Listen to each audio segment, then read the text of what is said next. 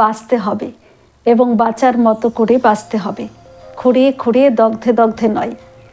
হাসতে হবে, জোর করে ঠোঁট টেনে অনিচ্ছের হাসি নয়, প্রাণ খুলে হাসতে হবে।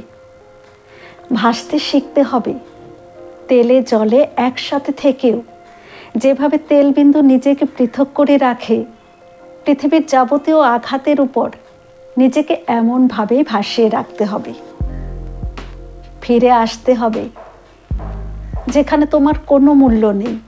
হ্যাঁ, তোমার প্রয়োজন শেষ হয়ে গেছে, অথবা তোমার থাকার মেয়াদ উত্তীর্ণ। সেখান থেকে তোমাকে ফিরে আসতে জানতে হবে।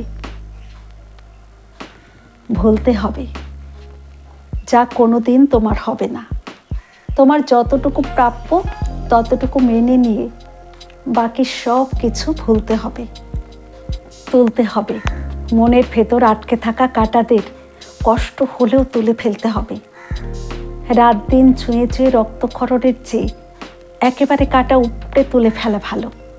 চলতে হবে, সময়ের সঙ্গে সব ব্যথা যন্ত্রণার প্রকোপ কমে আসবে।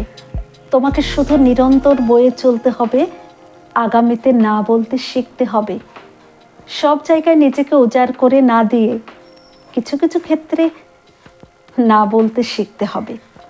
সময় বড্ড কম, দিন যাচ্ছে, মৃত্যু গুটি গুটি পায়ে তার সীমানা বিস্তার করে ক্রমশ এগোচ্ছে। কে জানে পরজন্মে আর মানুষ জীবন পাবে কিনা, নিজেকে ভালো রাখার সুযোগ পাবে কিনা। মোট কথা, মরার আগে ভয়ে 5 বার মরলে চলবে না। বাঁচতে হবে এবং মানুষের মতো করে বাঁচতে হবে।